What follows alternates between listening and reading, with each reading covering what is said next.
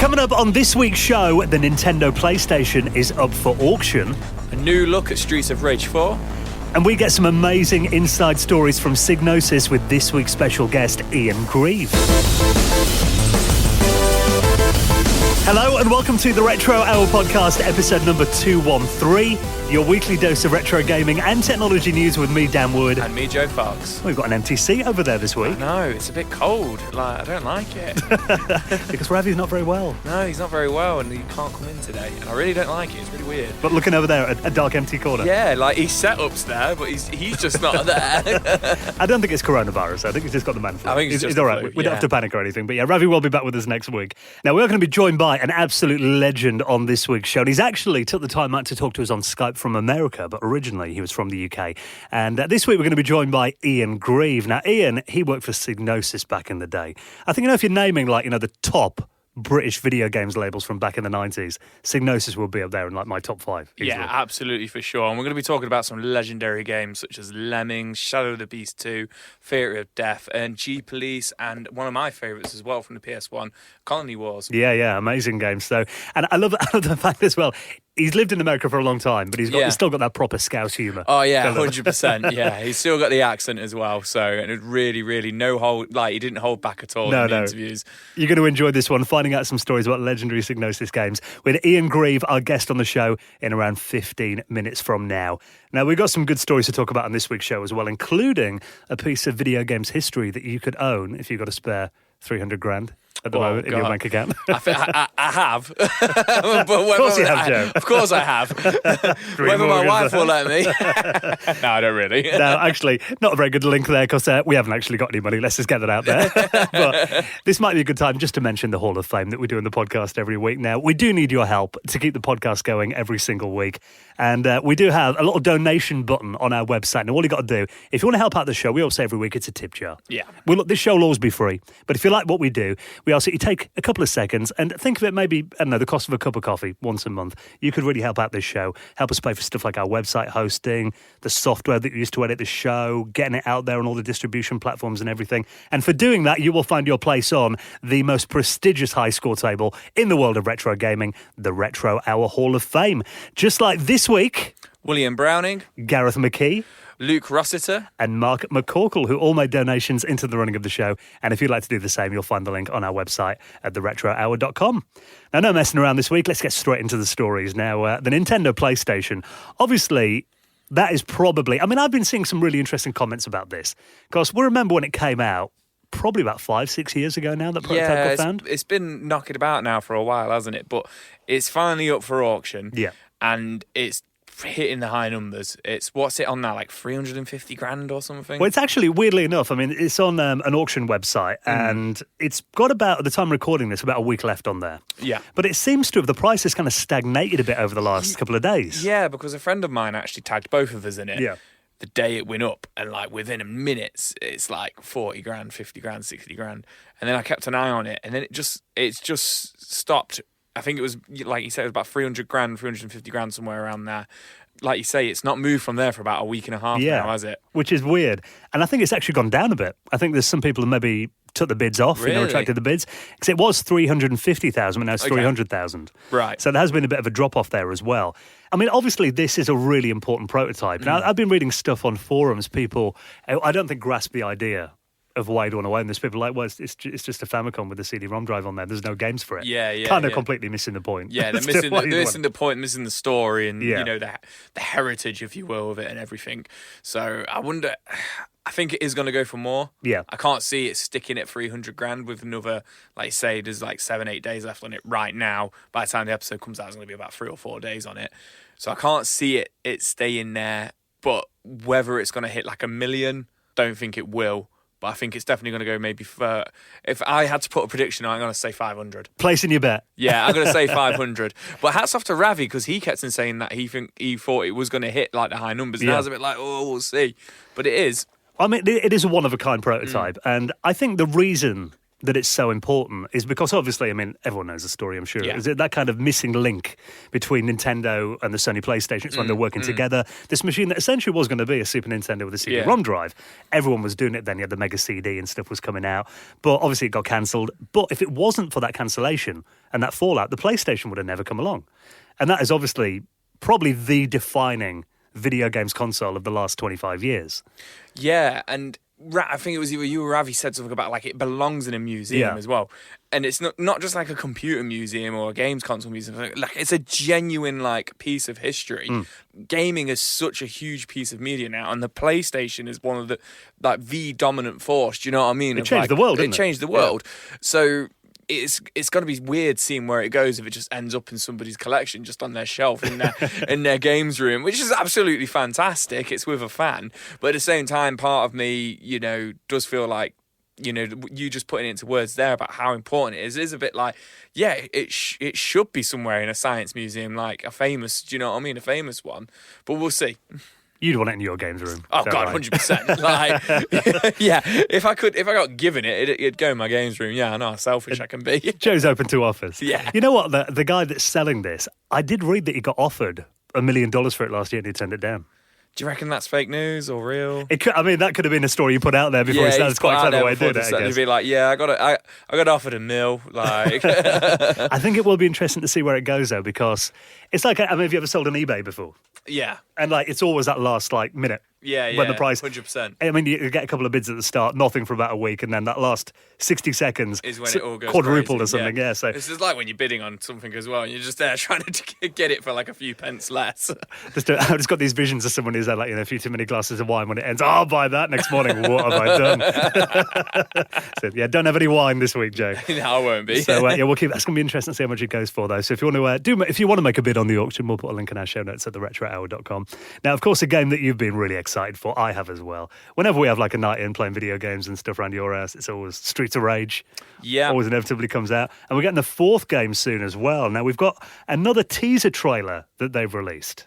Yeah, so Streets of Rage 4 should be coming this year. I'm not too sure when it is coming out, but they've revealed a new character. It's called Floyd Aria, who is very, very reminiscent of Max from Streets of Rage 2. Yeah. I actually thought at first glance, watching the trailer, it was meant to be Max, and he's got like, he's the big wrestler kind of like physique, and he's got bionicle arms, and I was a little bit like, what have they done to Max? But then you watch it, and it's this new character called Floyd.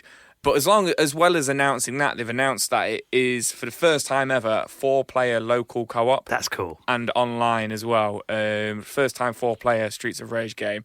And it does look really, really, really awesome. And I'm sure we'll all pick it up day one, and I'm sure at the next kind of, the next Christmas party we'll all be playing it and stuff as well. But I am excited about it, but I'm a little bit nervous as well because I'm not 100% keen on the artwork.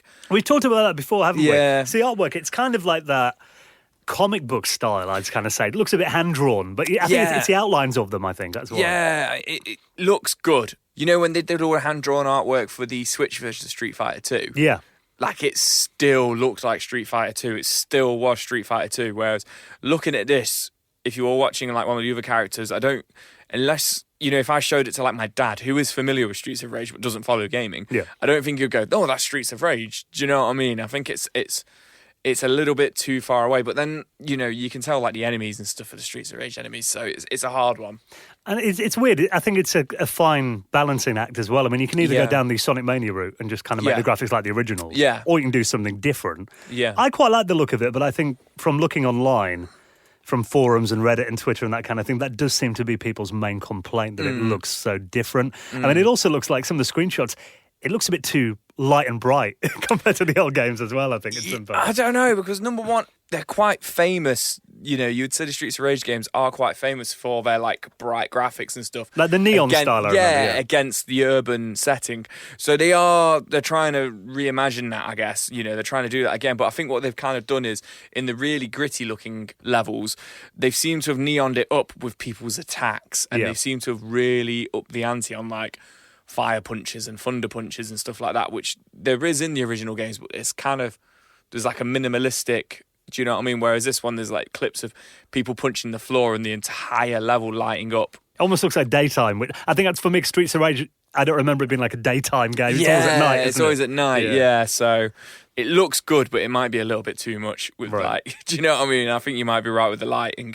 Well, it's coming out soon, apparently spring. Is it spring? So, yeah, we haven't got long to wait for it. I mean, like you said, it's going to be a day one purchase. For me, definitely both of us. I'm hoping I can get a physical copy. If I can't, just download it. But yeah, that's the thing for me. I'll probably get on the Switch. Yeah. That's the platform that I generally play most of these kind of... I mean, to be fair, that's my main gaming system these days. Really? I barely ever turn my Xbox on, to be honest. Yeah. But I think that kind of game does lend well to the Switch. Having the 4 local multiplayer as well, 4-player, that's going to be interesting to see how well that dynamic works on screen. And I mean, sometimes you have 2 players and you're like, come on, hurry up. Having 4 on screen at the same time. Yeah, I can imagine... I shout at my wife and stuff when we play Streets of Rage through anyway. So playing it with my wife, you, and then, your wife as well. It sounds stressful already, doesn't it? Screaming at all 3 of you, like, come on! Because Joe generally does is a master at Streets of Rage. Yeah, so I usually like to use everybody. But in the same respect, I like to use everybody as, like, cannon fodder, so it could work out for me. So we'll be keeping an eye out for that as soon as we get a release date and we get it downloaded and bought. We'll give you our thoughts on Streets of Rage 4.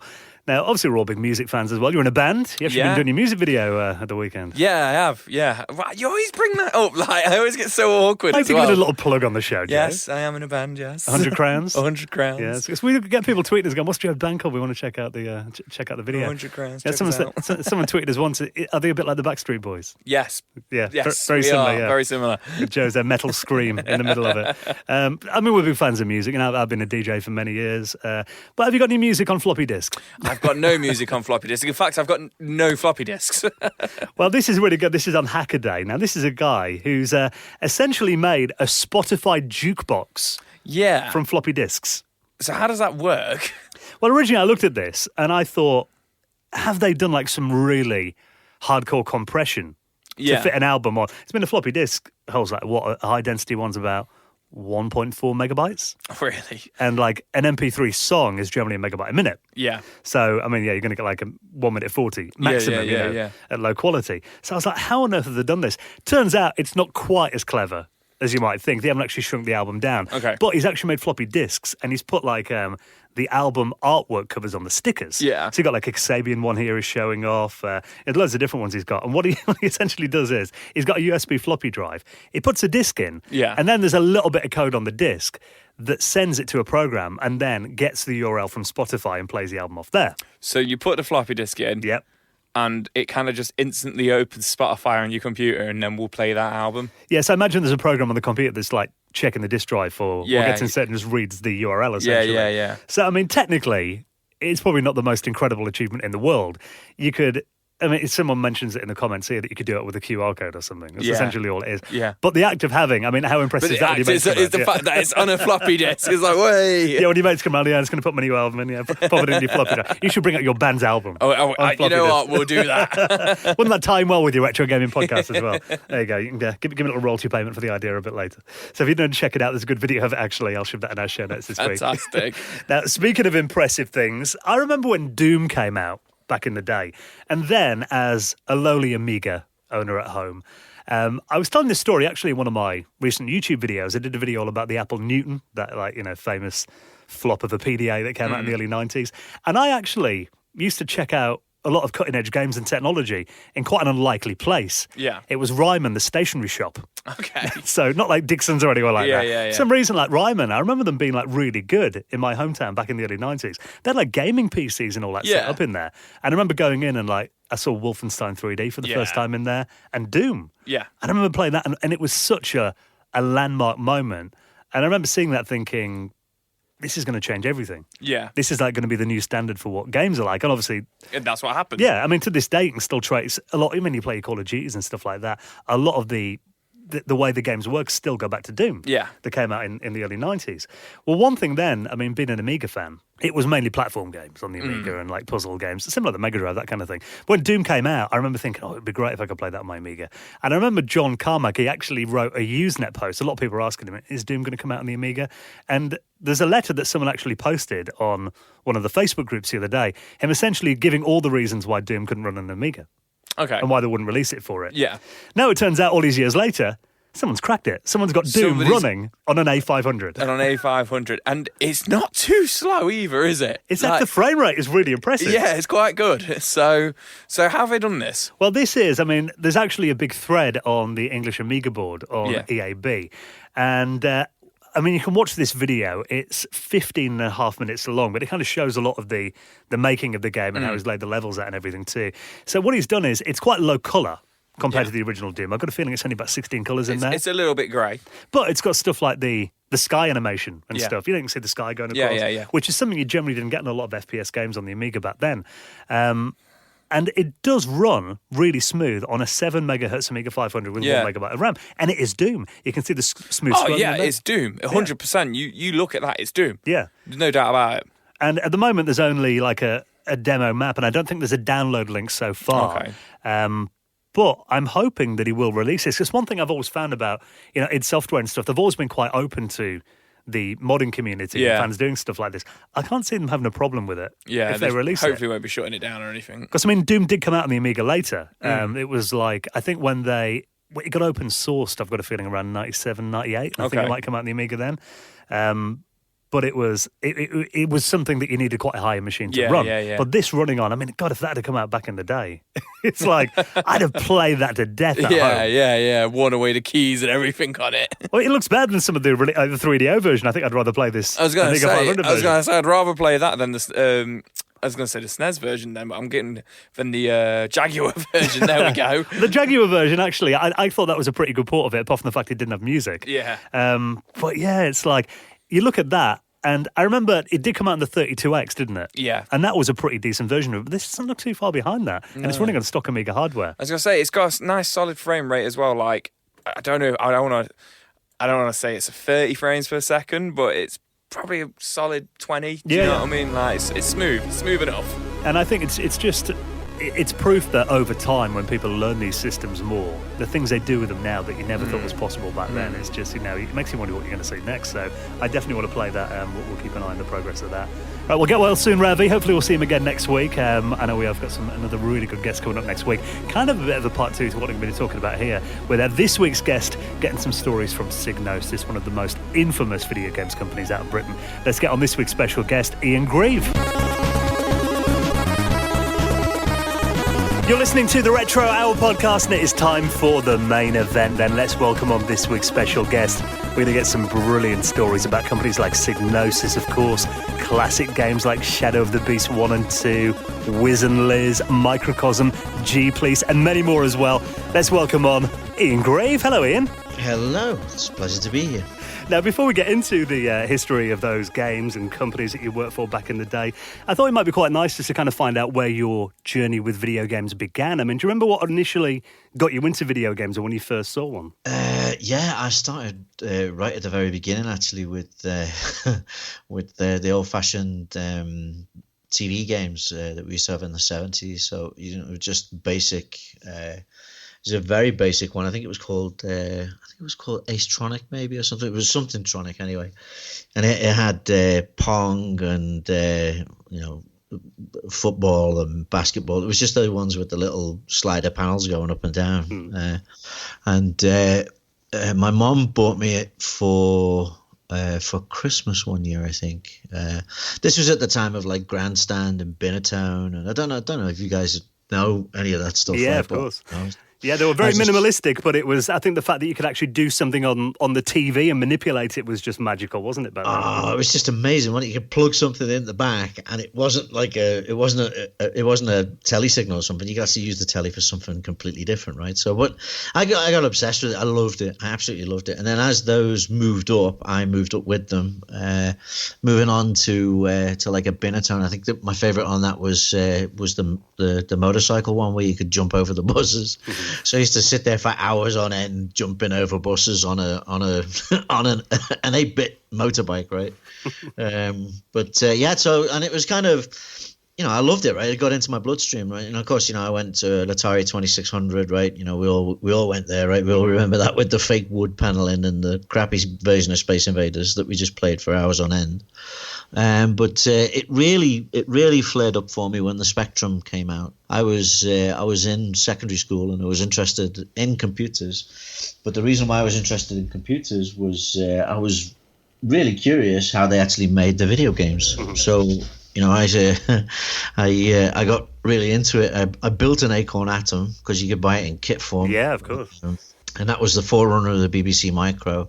So I actually burned my fingers soldering boards together to actually make it. And when it worked, it was incredible. And it had a whole whopping like 2K of memory, right? So I'd sit there and type in listings from magazines, and and then they wouldn't work, right? You'd have to debug it for like hours and hours and hours, and then you'd just get fed up with it. So, but I used to go to Bug Bite in Old Hall Street. I went to Liverpool University, Right. and used to pop into Bug Bite in Old Hall Street, and they were one of the very first proper video game publishers, you'd say, you know. And when I walked in, I thought it'd be all like, you know, fantastic and sci-fi and brilliant, and it was just a bunch of grumpy middle-aged blokes with with early PCs on desks, groaning at each other. And I came in, and it was a tape that wouldn't load on my Atom. I think it was a Fruit Machine, actually, believe it or not. And the guy just said, "Oh yeah, there's a bin over there, help yourself." And I was like, "There's loads of tapes in here." And he goes, "Yeah, just take as many as you want. It's not a problem, man." So, Wow. so I walked out of there, and they found out I was at Liverpool Uni and I was studying computers and I was programming. They offered me a job there, and I was like, "Are you nuts? Right? You can't make any money out of this. This is insane, right?" So I turned down Bug Bite, which I still can't believe to this day I did, and I became a process control engineer.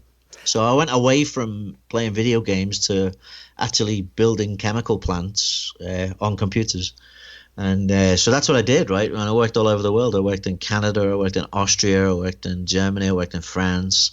I had a right old laugh, really enjoyed it. It was like Lego for big kids, right? But what did I end up doing? I ended up writing an offline simulation system, which was pretty much a game. So, and the company I worked for, I split off with some engineers. We formed our own company, and we set up in the UK because it was easiest to do it. It was we were working internationally, but the UK was very flexible back in the 80s to late 80s, early 90s, and they were very flexible. So I set up, and I moved into South Harrington building. And I had an office in there for the main office, and I had a separate office for development with there was some guys working in there. Mm-hmm. And while we were there, Psygnosis moved in.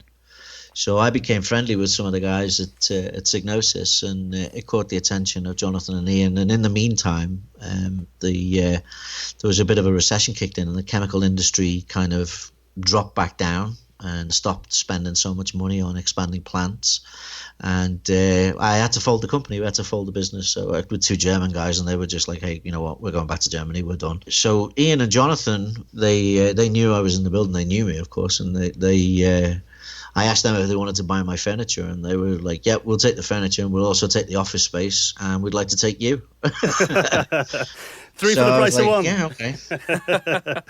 So there you go. That was a very long-winded answer, wasn't it? You actually answered like our next 4 questions. That was incredible. I love it when you do the job for us. It's great. Hey, no problem, boys. You just sit back, relax, and I'll take care of this for you. I love the fact you talked about the Acorn Atom as well, because obviously like today, kids might build their own PCs and stuff, but nothing like getting a soldering iron out and actually doing it from scratch, was there? Yeah, there's a difference between putting a PC together and actually soldering a circuit board.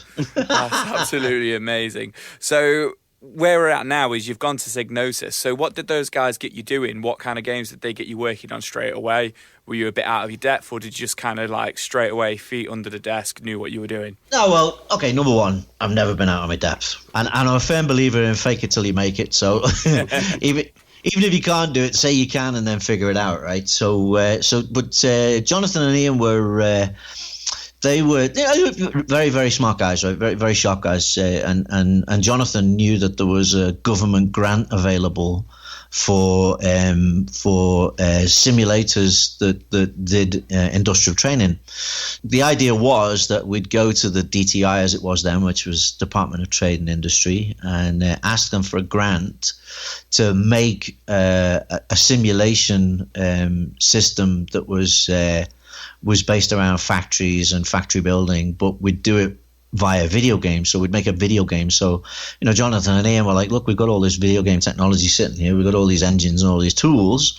Why don't we put it together and make it, less of a game and more of an educational thing, and maybe the government will throw some money at it."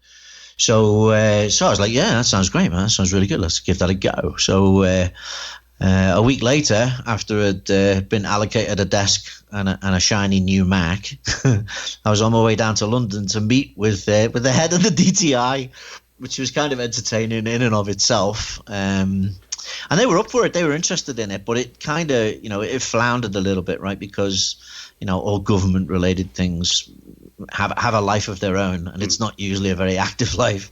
So I came back and I said, look, these guys are, they're humming and hawing. They're going to cut a check, but it's going to take 2 years. What do you want to do? And I thought they were going to get rid of me. And they were like, well, we like having you around, and you're a good guy, and you fit in really well with everyone here.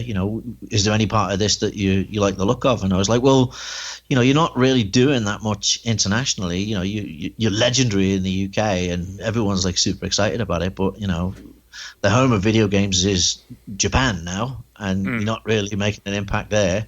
And on the state side, they had like a small distribution deal with a distributor who eventually became Psygnosis US, actually. A great guy called Jerry Wolosenko, and he had a guy working for him.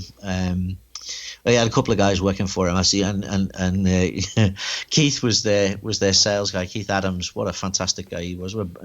Still one of the best salesmen I've ever met, right?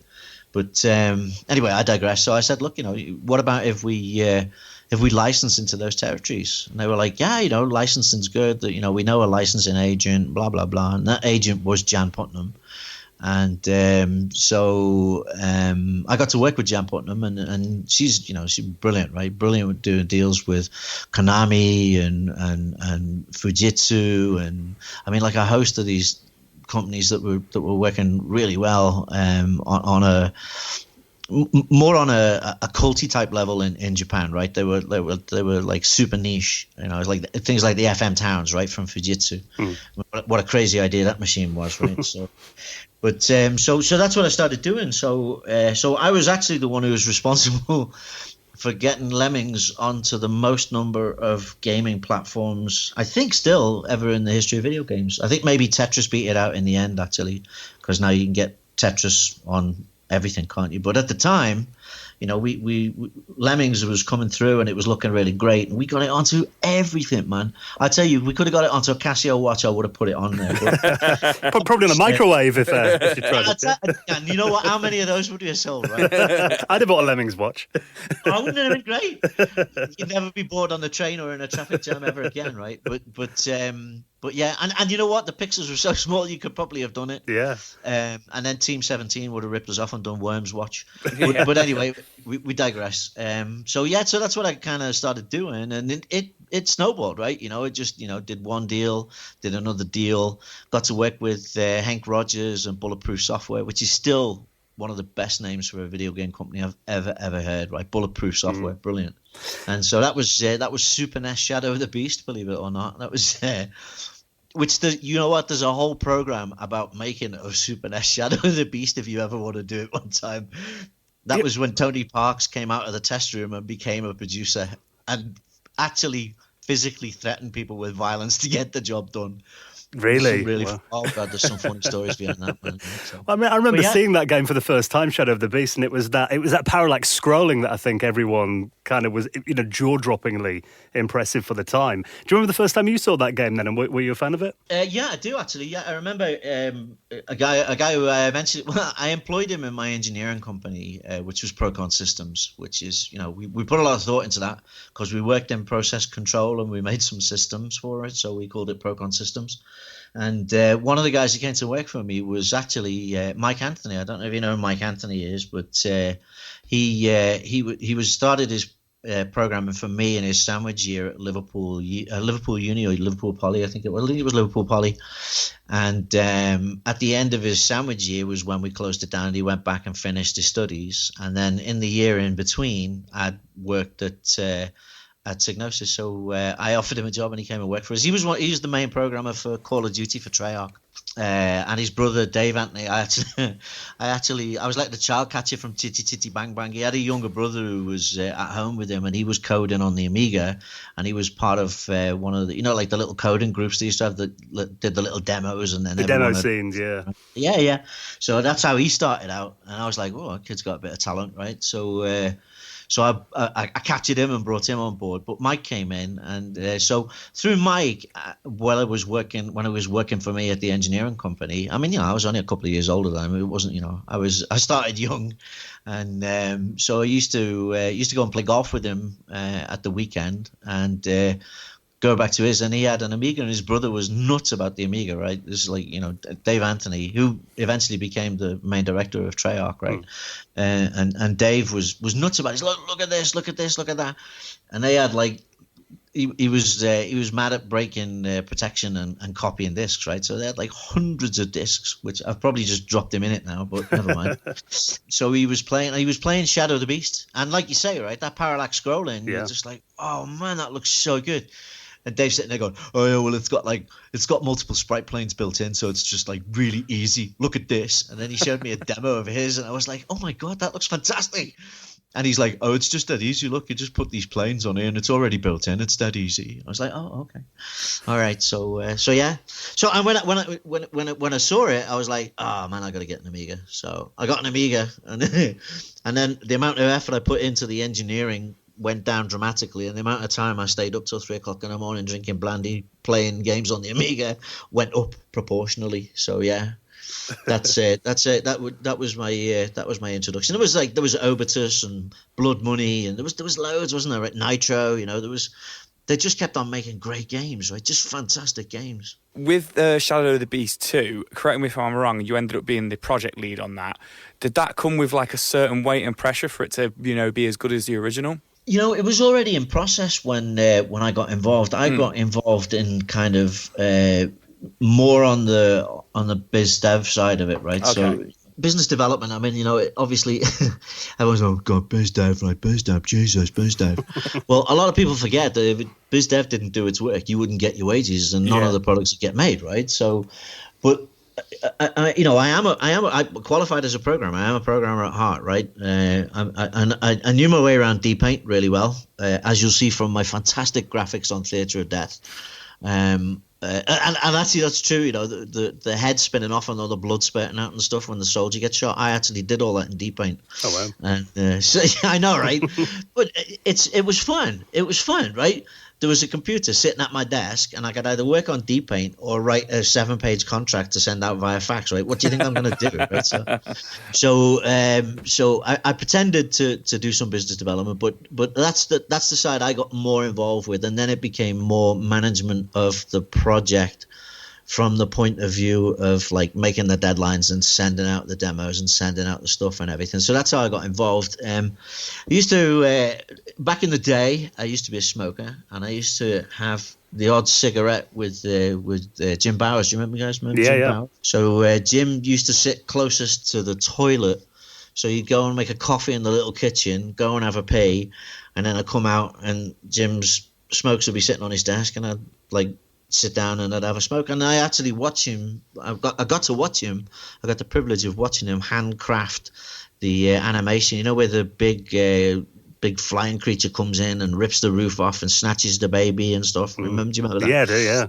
So I got to sit there and be smoking a silk cut. Watching him actually handcraft those graphics, right? And you kind of, it's quite humbling, really, when you realize how talented those guys were, right? Garv and Jeff and like all the guys who were there, Mike, all the guys who were the artists there. They were so incredibly talented. And everyone was having a laugh and messing around and, knocking about. You had Nick Burkham in there, didn't you? Mike Ellis and the whole crew was just fantastic. But every one of those people were super, super talented, right? I mean, the Mega CD version as well of Shadow of the Beast 2, that was really impressive. When CD-ROM technology was coming out, I remember that had impressive speech audio samples. You had full motion video and that on there as well. I mean, was that a lot of work to do back then? I imagine there must have been quite a lot of effort to make a CD-ROM game. No, surprisingly enough, no. You would think that it would you've got a team of 40 people, right? But it was the same number of people but just the quantity of frames that could be stored went up exponentially. So that meant that like everything that went into it could be of such much higher quality. I mean, when the guys were making this stuff, it was super, super high quality, and then it was like kind of filtered down so it would fit in the memory space. So suddenly those restrictions were taken away, but the talent level of the people who were working on it was so good that you could go back and look at the list in there, right? And most of those people were ancillary workers, right? I would say the core team was probably like 7 or 8 people, really. And it was that good, right? The stuff they were making was that good, right? And all the animation that they couldn't fit on, the 27 discs that it came on in the Amiga version, all that stuff went in. So like the artists were really happy, right? Everybody who did something, everybody who made something, it actually went in. And that was really cool. They got a lot out of it. They got a lot of I think they got a lot of pleasure out of it as well. And they started to realize it. But the actual technology behind it, and let's praise his name, for he is the Lord of all video games, John Gibson. Yep. So Gibbo was the one who was working with Gibbo and Kenny Everett were kind of like the mad scientists in the back room, and they'd got to play around with the FM Towns. So the PlanetSide demo that they did on the FM Towns, and basically Fujitsu were paying Psygnosis to do high end streaming videos from a CD-ROM, and that was, it went in vertically on the front of the machine. I don't know if you guys ever had the pleasure of seeing it. What a beautiful machine that FM Towns was. I remember seeing that demo on the CDTV as well, didn't they? The PlanetSide one. That's right. Yes, it was on the CDTV. I think it went on the Sega CD as well. Actually, I think it was on there. It made its way to a lot. Eventually it became Scavenger 4. Right. Okay. I was going to ask actually if it ever came into a full game. Yeah, it did. Yeah, but I mean, when they were making the game, of course, I was doing the licensing, right? I mean, we're jumping ahead a bit now, but I was doing the licensing, and I'd traded on the strength of the PlanetSide demo for such a long time. You remember it had the flying over the desert landscape. It had the guy in the spaceship, and he was like launching his missiles. And I don't know if you remember it like really well, but it was very cinematic. It was very anime, really, if you think about it, right? Everyone at the time was heavily influenced by Akira, right? The guys all loved Akira, right? Oh my God, Akira. So of course they wanted to get that look and feel in there. But when they that PlanetSide demo, if you went to Akihabara, I swear to God, every other store had that running in the window, right? It was incredible. And I was just like, when I was like, look, man, when you're making Scavenger 4, why are you calling it Scavenger 4? And like the marketing department, like, oh, we need to call it something snappy. And so I was like, just call it PlanetSide. If you call it PlanetSide, it'll sell 1 million units in Japan on the first day. And they wouldn't listen, right? They just wouldn't listen. I was like, crap. And it wasn't for any like vanity reasons or something. I just wanted an easy life and get a bonus off all the sales it would make. So with Shadow of the Beast, it's a notoriously hard game, both the first and second one.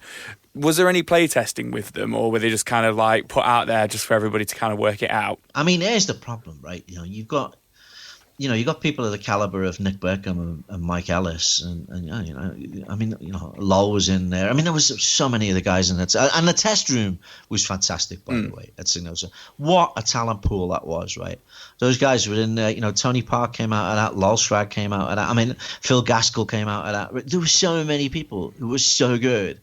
And they were young and starting out, and they were just sitting there testing and stuff. But those guys were so good at the games that they played. They'd be looking for bugs, but nobody was really paying attention to the difficulty curve because, if you played any game against them, they would kick your ass, right?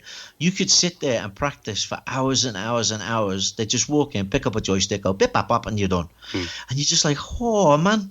Watching Mike Ellis and Richard Brown play Street Fighter against each other was something to behold, right? It was, and people laugh and joke about it, and they're like, "Oh, you're just making games and stuff." It's like, man, if you knew the skill level and the technology level that went into that. So getting back to your original question, yes, there was lots of testing. Yes, there was lots of bug fixing. no, there wasn't a lot of play balancing because the people who tested it was so damn good that it didn't make a bad. They would miss that balance, and it would just they would fly through it. But then you would think that would backfire. I mean, years later, when you got into the console generation, right? If a game was too hard, people would just lose interest and like put the controller down and go play something else, right? But because the games were so hard on the Amiga, it got that cult following. It was like, well, if people, it's too difficult. And they say, the mates would start laughing at them. They'd throw stuff at me. It's true, right? Yeah. If you could get through one of those Psygnosis games, man, you had some kudos behind you, right? They were like, whoa, that's like, you got mad skills, man. We love you. It's like, okay. So I think that really worked. And there was an available mantle in the marketplace for a company that made very high quality, very technical games that were also incredibly difficult to play, right? I imagine that now, right? Yeah. I think we've had a bit of a resurgence with it recently, but yeah, you're completely right. The last kind of 25 years of console gaming's been very hold your hand, hasn't it? Yeah, I think so. And I mean, and that has its place, right? I mean, but that's the difference between, a niche market and a mass market. Yeah. And I get that, right? But I don't know. I mean, I got a 16-year-old son. I've showed him some of the stuff that I worked on. So I mean, and my kids, right? They're like, they have no idea what I did, right?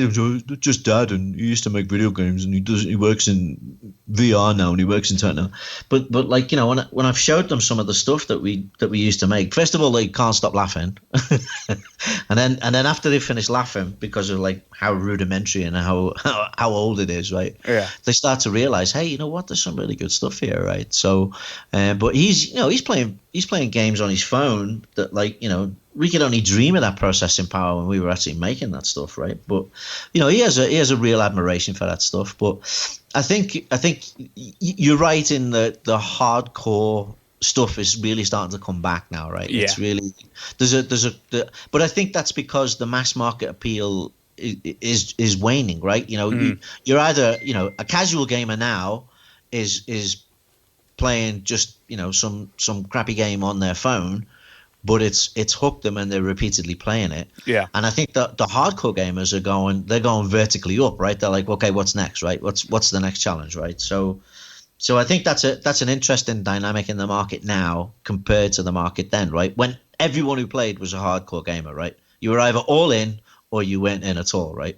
Even if you played Pac-Man, you had to clear all the maximum level sheets and get right to the end to see the special animation, right? Yeah, it wasn't just casual. It was you had to be the best. It was high scores, wasn't it, back in the day? And that's exactly it, right? Yeah. And that's the way it's always been. But the interesting thing for me, having worked in lots of different areas and that the shell that was my games background always came with me. I always, it's not long before I pop it out and pop it on my back, right? Because games are just brilliant. They're just brilliant. But that whole thing that we went through about 10, 12 years ago of like gamification, like gamification. And you had all these experts and people talking, I'd sit there and look at them and I'm like, you have no idea what gamification really is, do you? And so one of the guys, there was a conference over here in the States, and it was very dry, man. It was about I think it was about like transaction confirmations or something on oh my god, you just lose the will to live in those things, right? And this guy was like, yeah, we're changing the system now to like bring in gamification, and we're doing this, we're doing that, we're doing this, and in the end I got really annoyed with it, and I said, look, you got to stop, right? There's two elements to gamification. One is stickers. If you give someone a sticker, they're really happy. If you give them a special picture that only they have, they really love it. It's amazing. So there's your bonus, right? There's your bonus reward, right? And it's as simple as a sticker, but it's a badge of honor. It shows how cool you are. And two is a high score table. You put a high score table on anything, anywhere, and people will be drawn to it like flies to one of those little zappers, right? I mean, seriously. So yeah, going back to your point, the whole high scores thing, yeah, that's a monster, right? That drives everything, because that shows Absolutely, you're better than anyone else. That's why some idiot will pay 250 quid to have his 3 letters of his initials on the top 10 spots on any arcade machine in the world. Well, you mentioned Theatre of Death before, and that was an incredible game. I mean, how much influence did that take from games like Cannon Fodder and XCOM? The one that really caught my attention was Platoon. Do you remember Platoon? Yes. So that I looked at that and I went, well, there's a missed opportunity. I mean, it was fun to play, right? But you were like, there was so much more you could do. But I swear down that Theatre of Death, even though it was kind of low key, it had only, it had one artist, one programmer, and it had one test resource, right? That was it, right? It was kind of like, okay, well, we'll do it, we'll put it out, and it's Dave Anthony's proving ground, right?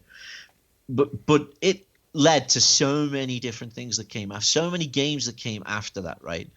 It's really incredible. I got, I was in business with Tim Page for we had a company together here in Reno. We had a studio here in Reno actually called 5,000 Feet, and we were together for a good 8 years. But I knew Tim from back in the Philips days. You remember when the Philips CDI? Yes. Came out? And Tim was the head of technology for Philips for the CDI. Great guy, wonderful guy, absolutely talented. And our paths via twists of fate met many years later, and we actually, we lived not far from each other here in Reno, in Nevada. But Tim, he said to me, look, the guys who made Command and Conquer, they absolutely loved Theatre of Death, and they all knew it and they all played it, right? The thing about games is, and the thing you have to understand is, it's not that people rip people off, it's that they get inspired by something that went before and take it in a different direction or take it further forward. And I always remember about the industry, nobody ever was precious about something. If you made it and put it out and it inspired someone to make something else, you were just really happy, right? Yeah. I'm like Gibbo now, right? Gibbo, bless him, he's like living out in Thailand, and he's like, he's people there probably don't even know who he is, right? But John Gibson, he must be like the grandfather of so many games that are actually played by everyone now today, right? And I think that the people don't know that history is quite criminal, but they really should, right? Because when you start thinking about Mola Mola and Stonkers and Frankie Goes to Hollywood and all these games, right? You can draw a direct line back from so many top-line video games now, directly back to those things, which were actually original and unique. Well, we're interviewing John tomorrow morning, so I'm sure you've got some Are you stories. serious? Yeah, we are actually from Thailand. You know what? You should have interviewed me and Gibbo together, right? Oh, that'd have been all right. Yeah. Tell Gibbo that I still love him dearly, right? Wonderful. I mean, get back to Theatre of Death. Mike Clark actually did the our intro music for this podcast, actually. Great guy, Mike. And there's a photo of him aged about 19 in the titles of that game. Are there any other kind of Easter eggs hidden in there that you can remember? Yeah, there was quite a few of us digitized in there, wasn't there? We are actually in there. You'll find us. There was the London bus on the moon. So we had a troop transporter in there, right? And I think the main one was we ripped off the Eagle transporter from Space 1999, but just for a laugh, it was at the time of like the Sunday Sport. The Sunday Sport became like a really big newspaper in the UK, and it wasn't what it eventually became, which basically you had to hold it vertically so the blood could drip out of it, right? but it did have a few saucy photos and some crazy stories in there, and one of them was wreckage of a London bus found on the moon. And so that story came up, and I said to Dave, hey, what about if we transport the troops around the moon on the bus? And he's like, yeah, brilliant, it's in. So I've got to tell you guys that the amount of effort and work and ingenuity that went into that game was absolutely stunning, right? It really was, yeah. Even down to resource management, right? Dave still talks about that now, right? That had a big influence on him going forward, putting resource management into a game to change the dynamic of a game, right? Another game you worked on was Wiz and Liz, which is another great title. Once again, notoriously hard, notoriously fast. Did people request for a slower version of that? Yeah, and they mostly had American accents. But the whole thing with that, I mean, you know, that's the illustrious and wonderful Martin Chudley, right? What a talented guy Martin was. But you know, he started off with Killing Game Show, and you know, that was kind of like, it was like, all right, that's unique, that's interesting, there's some good stuff going on there.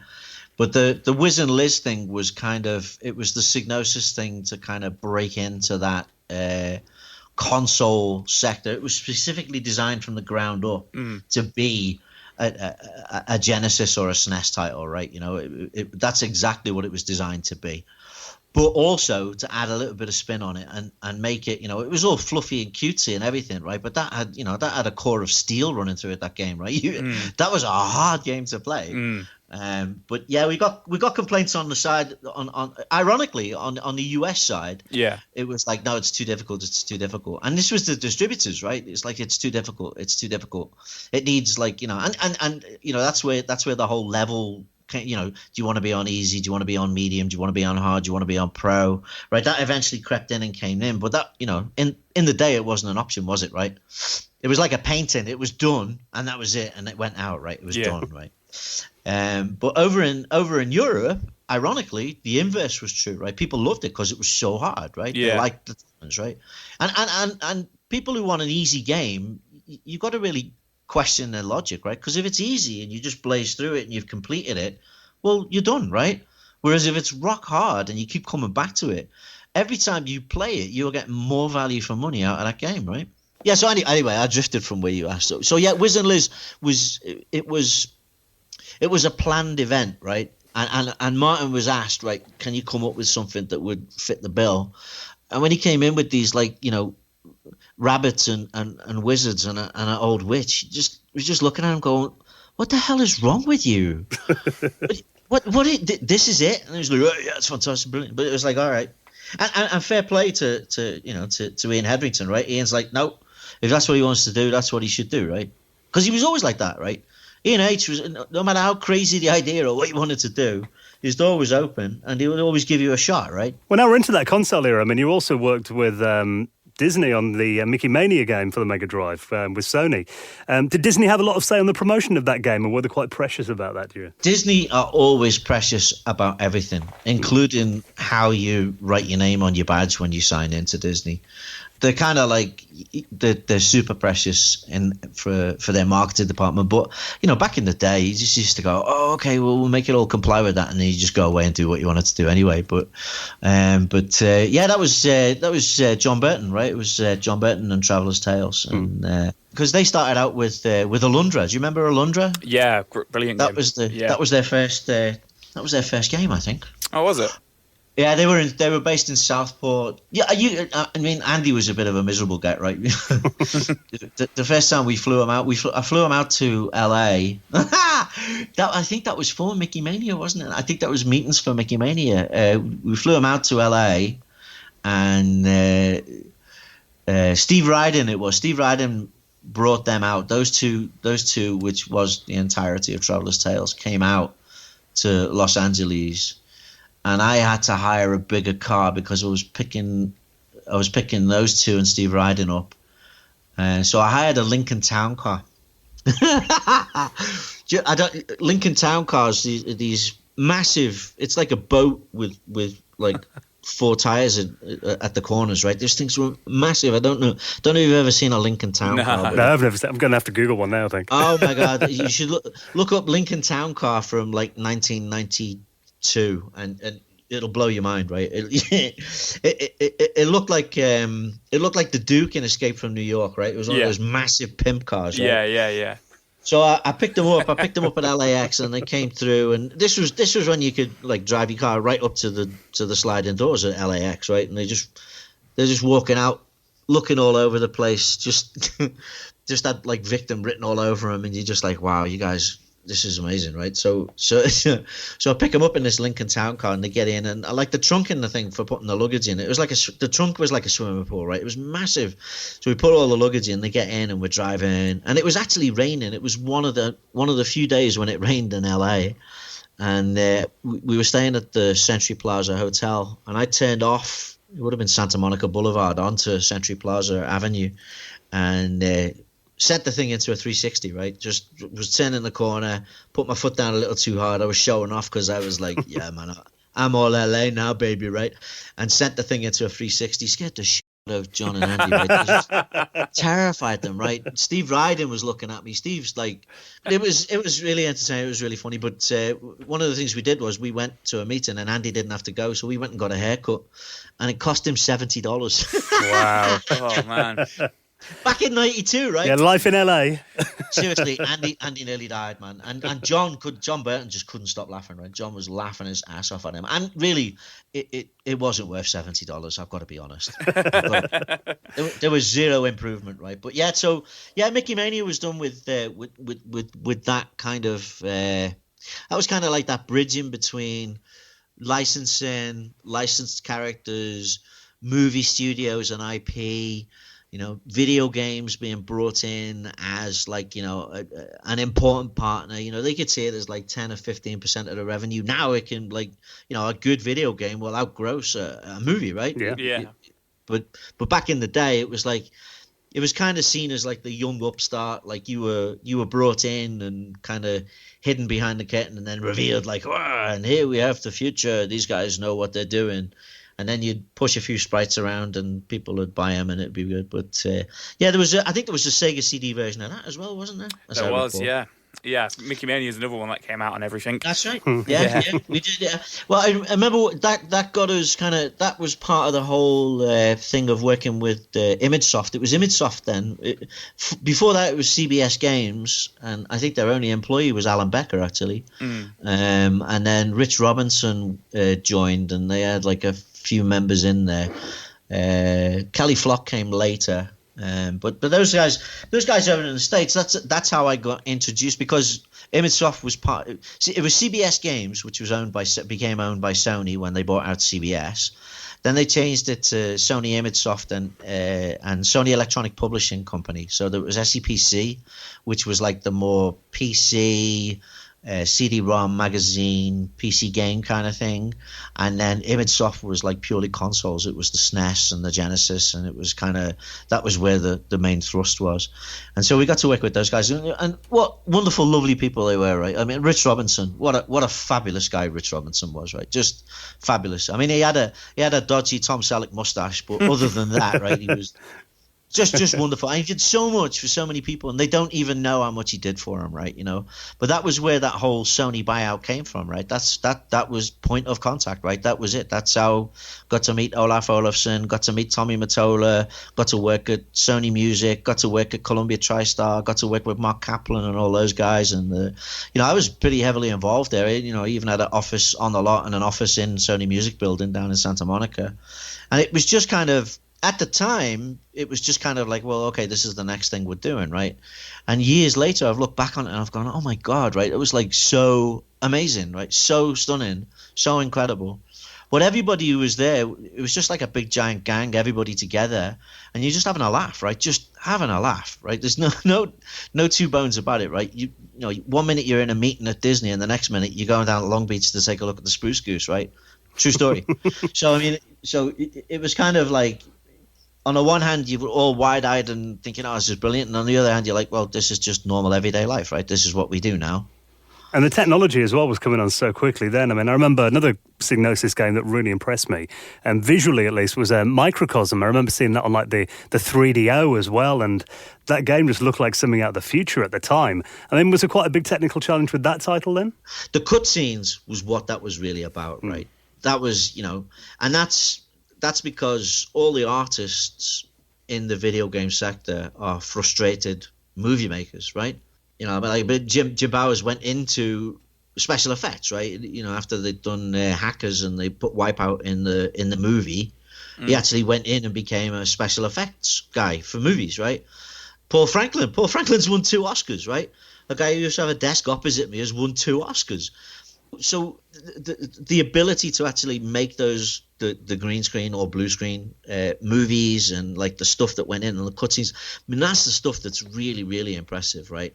Microcosm itself as a game, yeah, you know, really, let's be honest, right? But the thing that makes you think that it is such a giant technology feat is there's giant helicopters like landing on platforms and blokes with guns walking out and like actually talking to each other and acting, and it looks like it's part of a movie, right? I'd never seen anything like that before. Yeah, first time I saw it, I couldn't believe it. I was seeing a computer do that. And to be honest with you, I mean, that was one of those again where it was like, you know, they wanted to make a movie, right? Yeah. You know, they did. That's what they wanted to do. They really wanted to, and they're like, well, we think we can make a movie on this like tiny thing here, and we can do this. And Ian Hetherington went, yeah, okay, yeah, go on, you know, and then what, like 5 years, 6 years later, you've got the first full-length animated, you know, fully rendered animated movie, right? You know, Toy Story didn't come out that long after it. No. We did these demo videotapes that we were sending out. I said, look, you know, we're making this technology, we're doing this cool stuff. Let's get it out there, right? So we went to Liverpool City Centre and bought the only Panasonic World Player that was available in the Northwest at the time. And the World Player, we could actually then make NTSC tapes, right? So then we could send videotapes to Japan and the States, right? I mean, just, you know, the guys were like, oh my God, this is like, finally we can show our stuff off, right? Because we used to have like wonky videotapes that we'd show all the time in the UK, right? And it'd be like, and then it'd eventually start, right? But we were denied the ability to do that because it was impossible to do with NTSC, right? So we made all these tapes and I sent them out to Konami, Namco, Fujitsu, sent them to Electronic Arts, basically to say, "Wait, boys, we're coming," you know. Sent them to. Actually, that was when Trip Hawkins was. I think Trip Hawkins was still then about to set sail on the 3D Ocean. Yeah. So Trip got one of our videotapes and stuff. You know, I'm still friends with all these guys today, right? But one of the tapes I sent was to Rich Robinson at ImageSoft, and that was the one. That was the one hook that baited the shark called Sony to come and bite down on us, right, and go, hey, these guys are interesting, we like these. But the cover I made for it, we had a 4-color photocopier, and one of the colors was brown. So the tube that he's going through, which is supposed to be an intestine, guess what color that was, right? So it just looked like a big brown bumhole. Nice. And that was actually the tape that directly led to Sony acquiring Psygnosis. Wow. And making and creating the whole PlayStation division and the whole PlayStation thing. How about that? That's incredible, that is. That's absolutely fantastic. Backfired on me. I could have been in a lot of trouble for that. Oh, I'm glad it worked out for you in the end, Ian. Your business development department sent us a giant bumhole with a spaceship in it. We're not interested. Let's buy these guys. Yeah, let's buy it straight away. Probably look at that and go, well, anyone who's got the balls to do that's got to be pretty good, right? They've got to be off there, right? So. Fantastic. So by this point, we're obviously well and truly getting into like the 3D kind of realm of things. One of the big games Psygnosis had that kind of made the jump to 3D was Lemmings. Were they kind of like sitting on that idea for a while, and what was the reception like with that, with Lemmings 3D? The Lemmings 3D, yeah, Lemmings 3D. Greg Duddle's finest moment, right? The idea was going around that like PlayStation's going to be cool, it's going to be fantastic, It's going to be awesome. We can do all this stuff with it. Look at and you know, they were like, we're gonna bring it in. We're gonna bring it in. You're gonna get to see it. It was like, oh, there was only 3 dev kits in the world, right? And this was one of them. And they shipped it to Liverpool and put it in South Harrington building, and they unveiled it, right? So it is, and it was a cannibalized Canon photocopy. You know, the big industrial Canon photocopiers that you saw back in the day. Massive things. Which I think had like little people who'd scribe things and a big giant wheel inside it or something, right? They were massive, right? It was the size of an industrial washing machine, right? And Ian Hetherington was all proud, and like he unveiled it. Like I think he actually did. He have a sheet over it? I think he actually had a sheet over it. Or maybe I'm just fantasizing that. Maybe, but anyway, it was like, here's the big reveal, and it was behind one of the room dividers, right? It's like, there it is.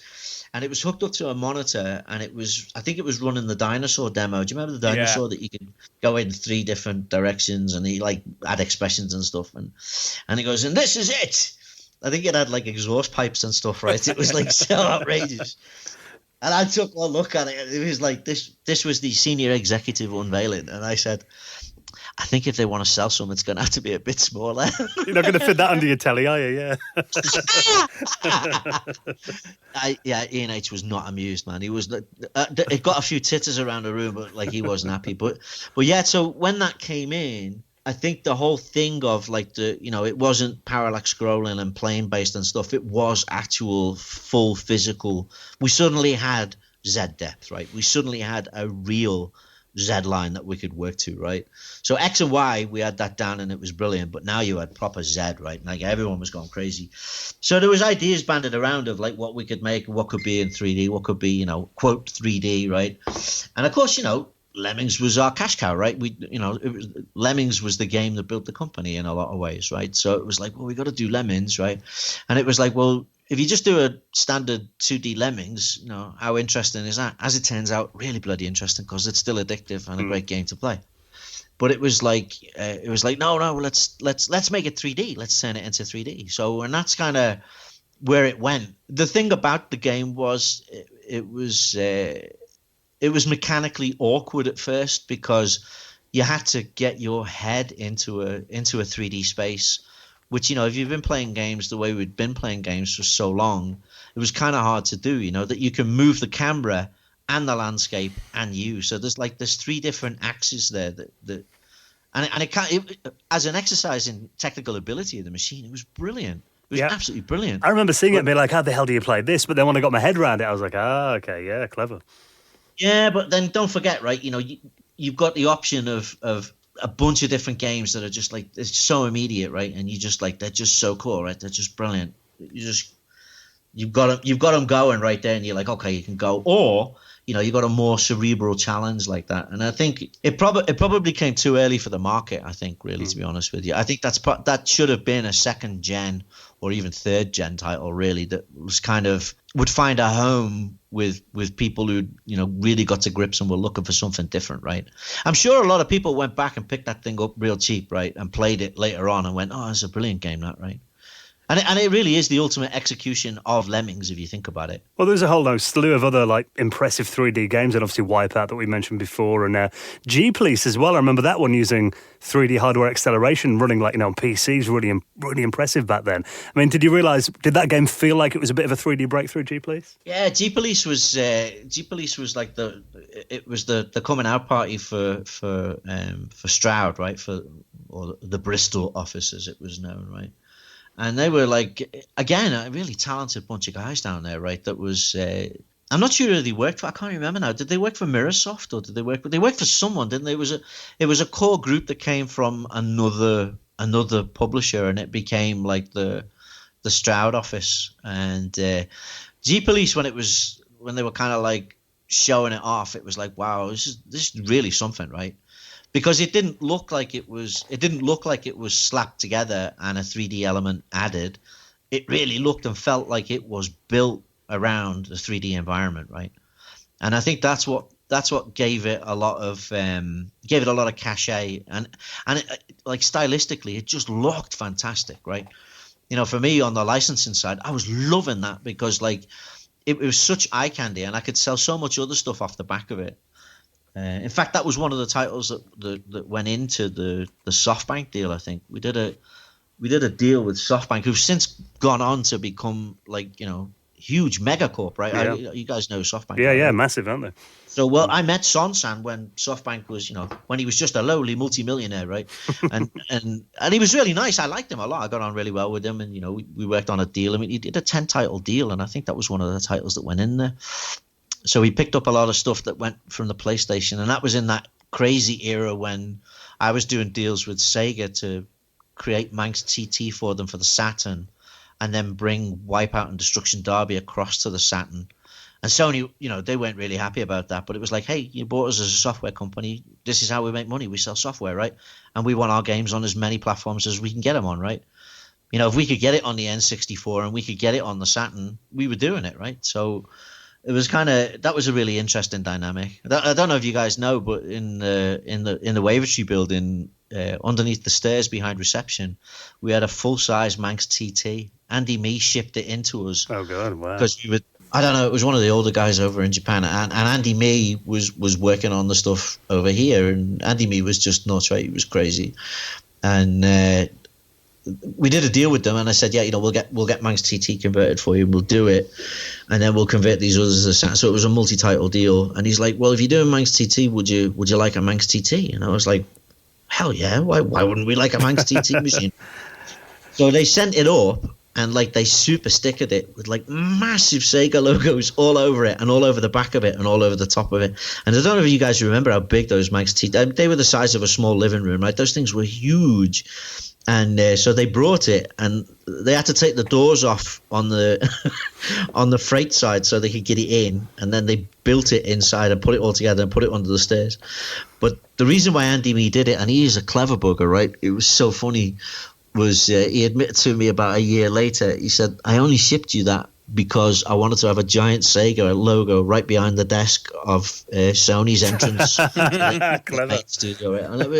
And we all used to play it, right? John Rostron and I used to have the Manx TT challenge every lunchtime, right? We'd go and we'd go and have a go at each other on the Manx TT. So it was but external development when we were there was just fantastic. I mentioned Greg Dudley, a lovely guy, right? And Steve Ryden and John Rostron and Pete Smith, who's pretty high up there now, right? That's where he started out as well, right? So they were a great bunch. They were a great bunch of people, right? So it kind of felt like the advertising budgets and stuff were getting a lot bigger then. I think I read that G Police had like a $2.5 million advertising campaign, and Colony Wars as well. I think they put a lot into that, didn't they, as well? Now Colony Wars, right? Colony Wars was the birth child of myself and Mike Ellis. You guys must be familiar with Mike Ellis. It was not Mike, right? So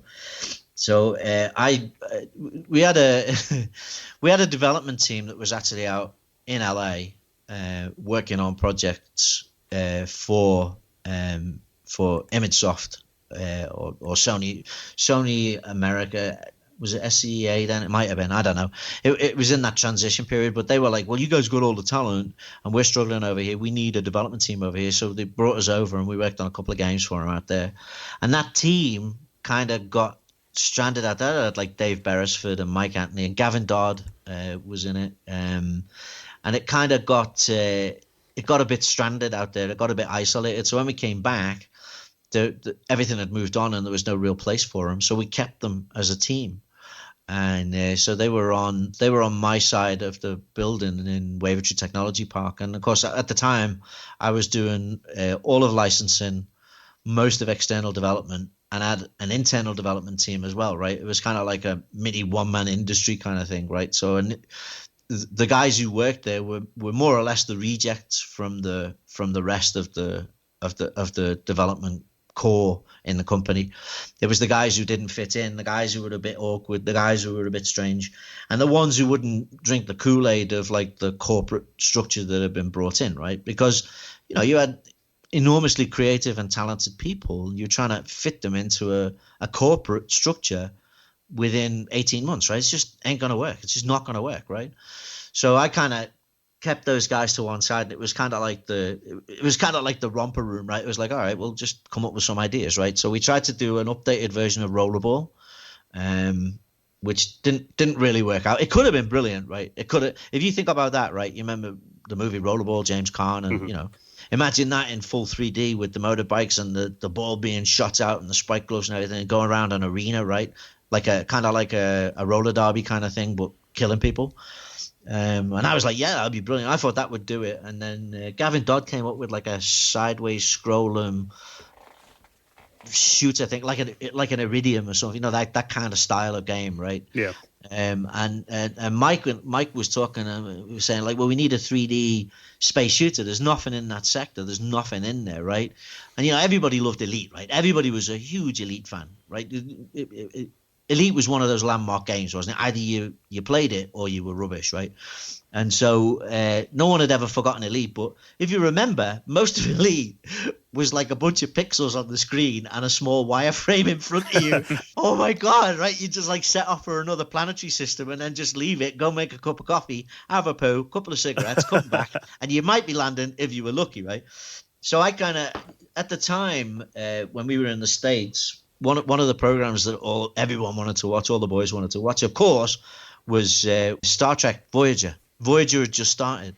And in the opening sequence of Voyager, it's actually quite beautiful. You go back and look, after we finish talking, go back and look it up on YouTube. But the opening sequence of Voyager has the spaceship like going through the rings of Saturn and going around the outside of the planet. It was beautiful, like spatial 3D thing. And I said to Mike, look, I want it to look like this, right? And I showed him, and he's like, oh, I get it, right? So that was where that whole Colony Wars thing was kind of like, it was built to show off objects in 3D space that you could actually fly to and fly around, right? And then you could have battles around them and you could shoot, but you knew which way up you were and you knew where you were going, right? That was the really cool part of it, right? So it was brilliant. It worked out really, really great. There was another game that we wanted to make that never got made that was called Zero G, and it was to use the Colony Wars engine, but create this like a battlefield where you were going after other people and they were coming after you, but it was in space in this giant restricted cage, and you were flying a vehicle and you had different weapons at your disposal. It would have been so good. It would have been so good, but it never got made because, like, you know, the whole thing collapsed in on itself and it kind of fell apart. But yeah, the Colony Wars, you could do a whole show on that on its own, really. Well, Ian, this has been absolutely incredible. Thank you so much for spending your evening with us. Some many great stories there. So I'm sure, as well as me and Dan, and many of our listeners would like to know what you up to these days. Obviously, I'd moved over here to the States, and we set up 5,000 feet, and we did really well with that. We did Stacked with Daniel Negreanu, which was the first poker game that really went out there, and we ended up, believe it or not, making slot machines for the casino floor for Bally's. We got like about 20 slots out there. So whenever you go to Vegas or you come to Reno, you might be playing one of my slot games that we made. Oh, cool. Because they're just video games now. Think about it, right? Yeah. There's no mechanical reels anymore. But but what had happened was I got married to I married the beautiful and wonderful Cassandra, who I adore, and she used to work in the Boston office for Psygnosis. So not only did I get a great career out of Psygnosis, I got a lot more than I bargained for.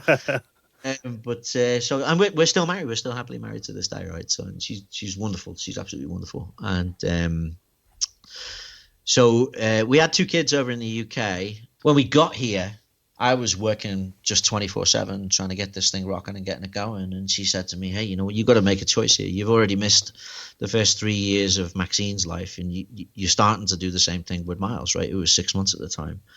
And so it was kind of a crossroads decision, really, to be honest with you. And I decided that I didn't want to miss the time of my children growing up.